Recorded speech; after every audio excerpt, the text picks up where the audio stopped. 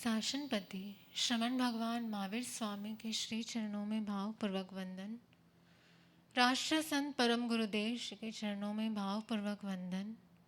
सर्व उपकारियों के चरणों में भावपूर्वक वंदन।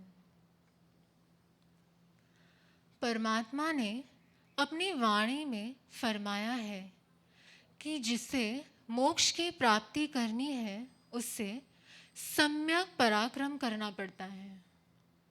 सम्यक पराक्रम यानी कि जो पर है उसे पर मानकर छोड़ देना, और असम्यक पराक्रम यानी कि जो पर है उसे अपना मानकर पकड़ कर रखना।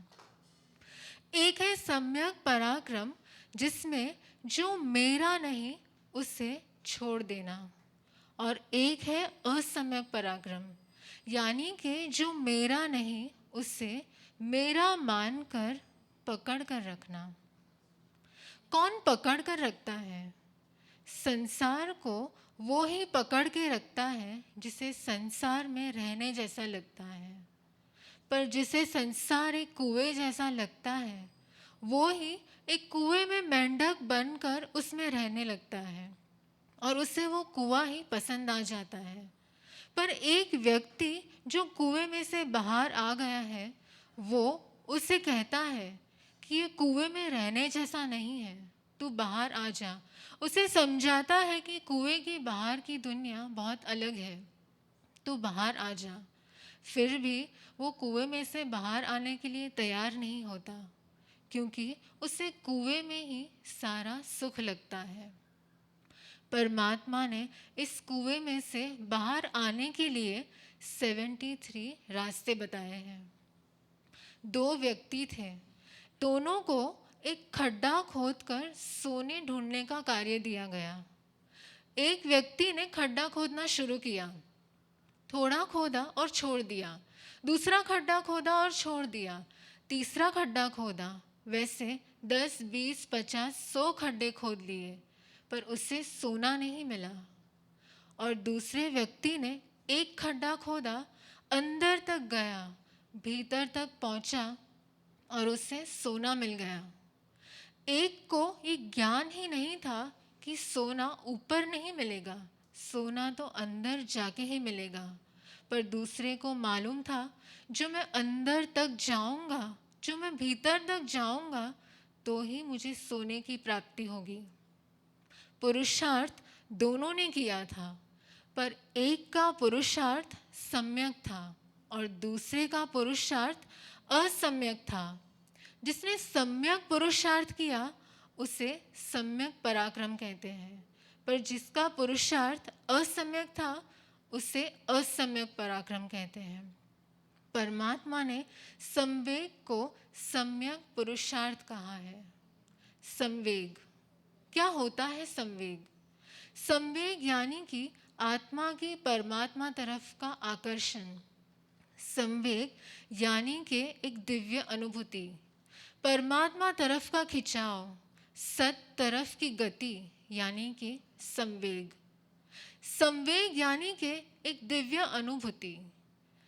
एक बार एक साइंटिस्ट थे, उसे एक खोज करनी थी। वो एक रिसर्च में लगे थे। दिन रात लगातार एक ही बात, दिन रात लगातार एक ही सोच, एक ही विचार, एक ही लक्ष्य, मुझे पाना ही है। और वो वही सोच में दिन रात बिताते थे। 8 महीने बाद उनकी ये खोज पूरी हो गई और 8 महीनों के बाद उन्हें जो फॉर्मूला चाहिए था वो उन्हें मिल गया। वो खुशी से झूम उठे और 8 महीने बाद वो अपनी पत्नी और परिवार के साथ खाना खाने बैठे। तब जब पहला निवाला मुंह में रखा तो परेशान होकर बोले, ये कैसा खाना है? पत्नी ने उन्हें कहा कि यही खाना मैं 8 महीनों तक आपको रोज देती थी, पर आपको तो पता ही नहीं चला कि इस खाने में नमक ही नहीं। 8 महीनों तक वो वही खाना खाते थे जिसमें नमक नहीं था। पर ऐसा क्यों हुआ? उनका एक लक्ष्य था। 8 महीनों तक एक ही सोच, एक ही विचार, एक ही लक्ष्य कि मुझे कुछ पाना है। और इसीलिए 8 महीनों तक उन्हें ये भी नहीं पता था कि दुनिया में क्या चल रहा है। उन्हें ये भी नहीं पता था कि अपने परिवार में क्या चल रहा है। उन्हें ये भी नहीं पता चला कि खाने में नमक ही नहीं था। इसे कहते हैं संवेग। और संवेग का पहला मापदंड है अलिप्तता। जब व्यक्ति इस दुनिया में क्या चल रहा है वो जानता ही नहीं, बस एक ही सोच में कि मुझे अपनी आत्म शुद्धि प्राप्त करनी है, एक ही विचार आत्मा को शुद्ध करना है, एक ही लक्ष्य शुद्धि को पाना है। उस दशा में जब वो जाने लगता है, उस दशा को अलिप्त दशा कहते हैं। और संवेग का सबसे पहला मापदंड है अलिप्त दशा। अब आप सब थोड़ी देर के लिए आप अपनी आंखें बंद करेंगे। मैं जो आपको प्रश्न पूछूंगी उसका आपको एनालिसिस करना है और आप जान जाएंगे कि आप संवेगी हो या नहीं। सबकी आइज क्लोज। पहला प्रश्न, आपका संसार का लक्ष्य क्या है? क्या आपको संसार में रहना पड़ता है इसलिए आप रह रहे हैं? पाप की प्रवृत्ति करनी पड़ती है इसीलिए मैं कार्य कर रहा हूँ? क्या आप ऐसा विचार करते हैं या आप ऐसा सोचते हैं कि संसार ही रहने जैसा लगता है? सेकंड, क्या आप जब सबके साथ होते हो तभी भी एक अलिप्त दशा को फील करते हो? मेरे मन में एक ही लक्ष्य है, शुद्धि को पाना। आप ऑफिस में होते हो तो क्या अचानक आपको परमात्मा के शब्द याद आने लगते हैं? क्या आप किचन में होते हो और अचानक आप भक्ति भाव में चले जाते हो? आप सबके साथ होते हो, फ्रेंड्स के साथ होते हो, पर आपको यही विचार आता है कि ये सब तो टेम्पररी है, ये सब क्षुल्लक है, इसमें कोई परमानेंट सुख नहीं है। क्या आप ऐसा सोचते हो? Eyes open. अगर आपको ये सब लग रहा है कि आपके साथ यही हो रहा है तो आप संवेगी हो।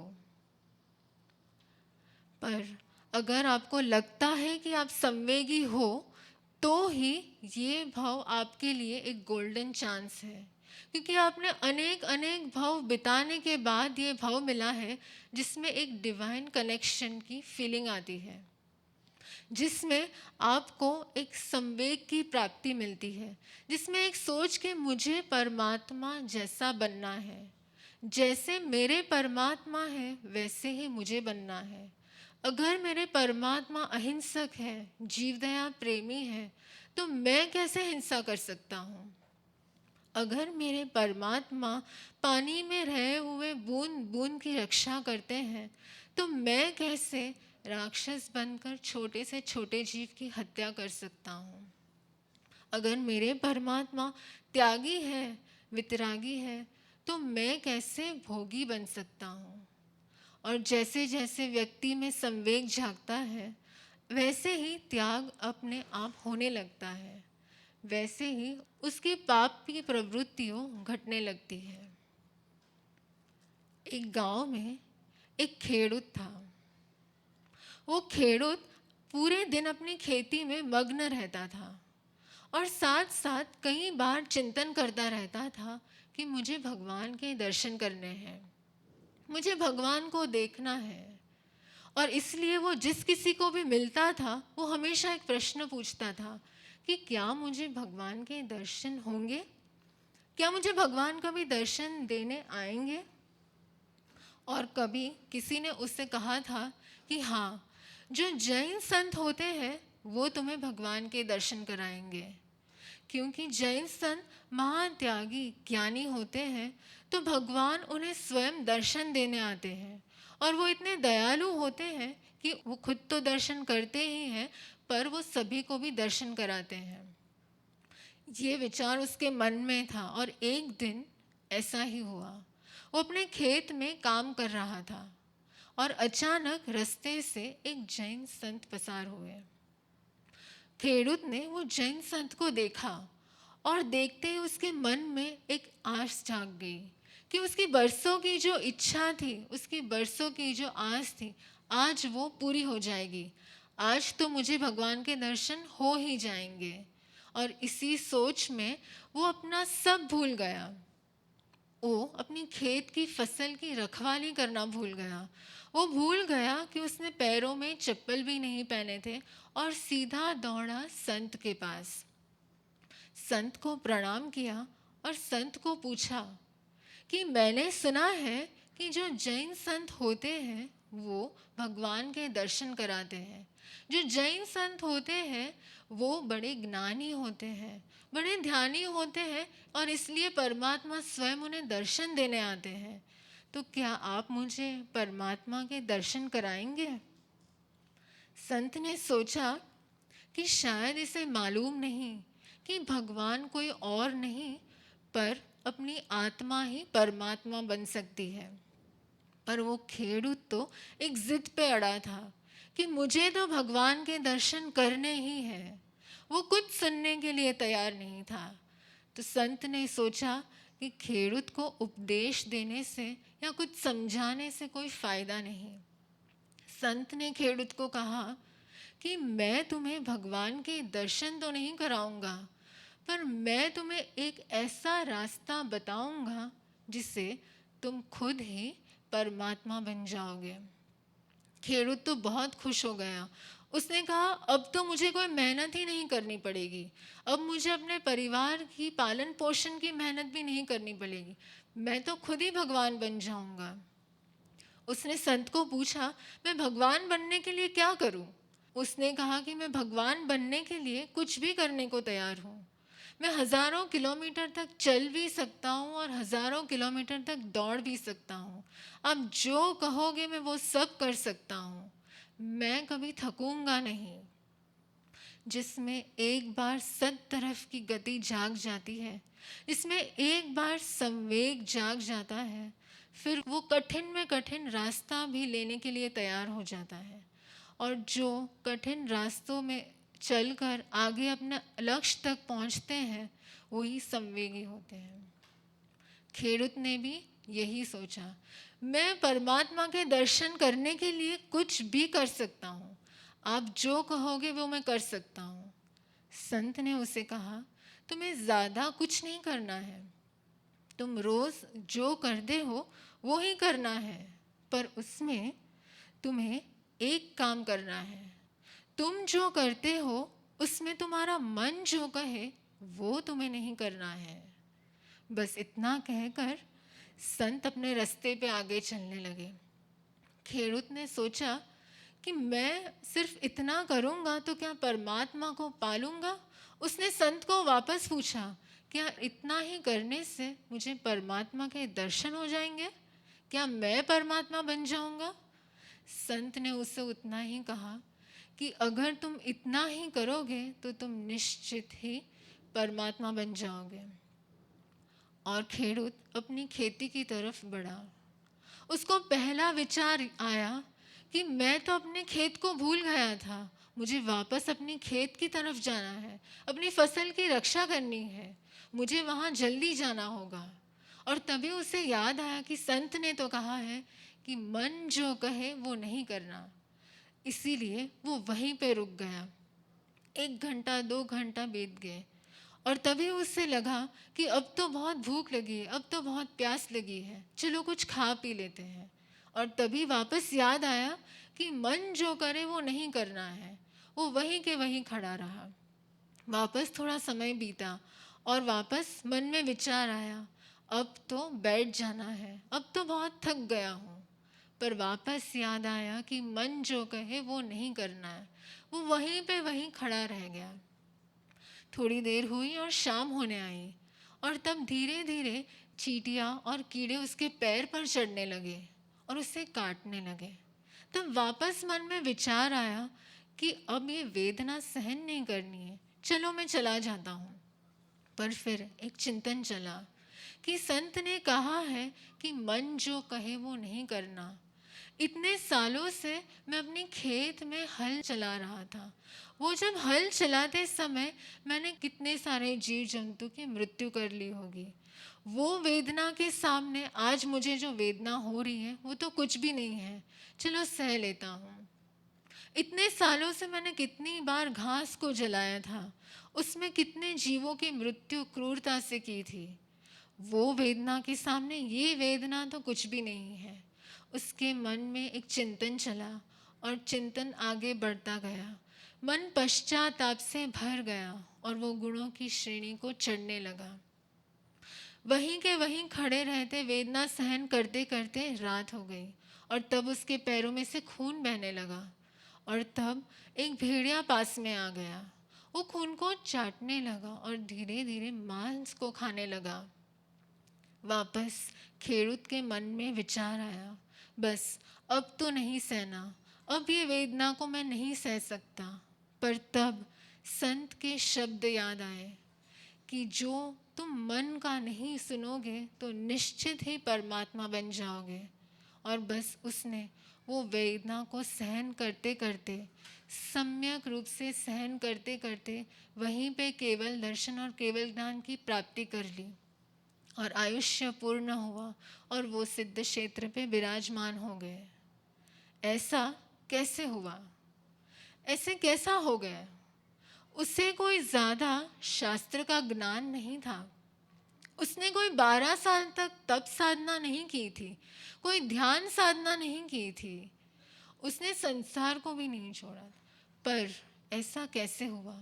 उसने सिर्फ एक ही काम किया था, उसने परमात्मा से प्रेम किया था।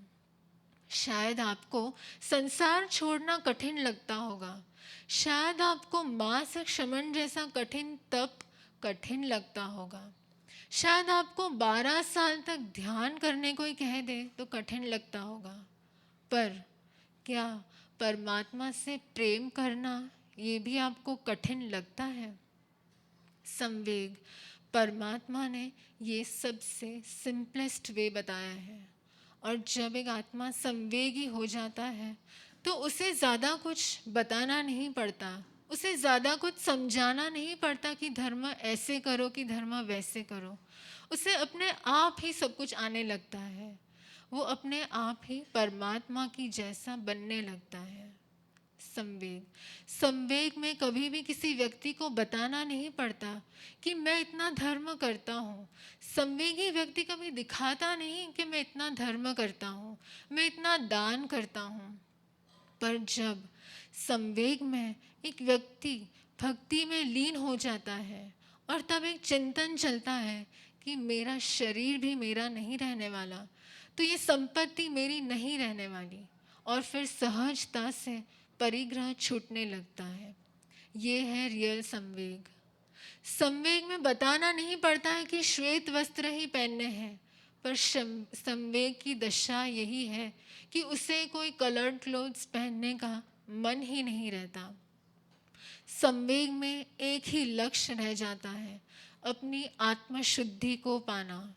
संवेग यानी कि परमात्मा ने बताया हुआ सिंपलेस्ट वे, और यानी कि संवेग हम सब भी पा लें और उत्कृष्ट संवेग की दशा को पाए, यही भावना के साथ।